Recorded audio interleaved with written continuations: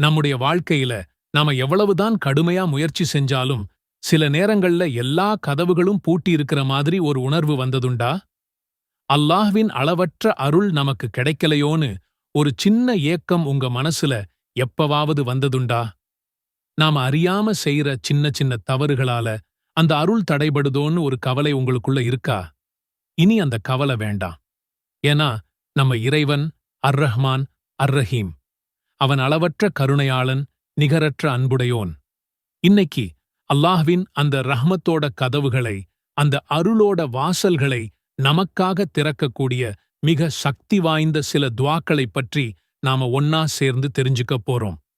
இந்த வீடியோவோட இறுதியில உங்க உள்ளம் ஒரு பெரிய அமைதியை உணரும், இன்ஷா அல்லாஹ். அல்லாஹ்வின் அருள்னா என்ன? அது வெறும் வார்த்தை கிடையாது. அதுதான் நம்ம வாழ்வோட ஆதாரம். அல்லாஹ்வின் அருள் இல்லைனா நாம சுவாசிக்கிற காத்துல பிரயோஜனம் இல்லை, குடிக்கிற தண்ணியில சுவை இல்லை, சம்பாதிக்கிற செல்வத்துல பறக்கத்திருக்காது.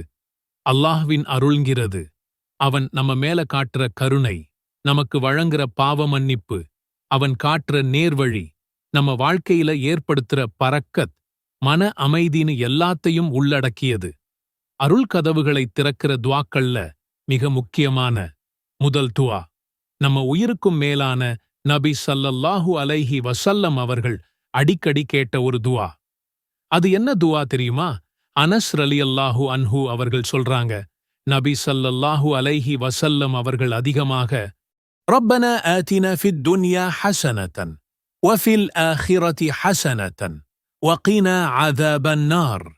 துஆவின் பொருள், எங்களின் இறைவா, இம்மையிலும் நல்லதைத் தருவாயாக, மறுமையிலும் நல்லதைத் தருவாயாக, மேலும் நரக வேதனையிலிருந்து காப்பாற்றுவாயாக. இந்த ஒரு துஆ நம்ம இம்மை மறுமை வாழ்க்கைக்கான ஒரு முழுமையான விண்ணப்பம்.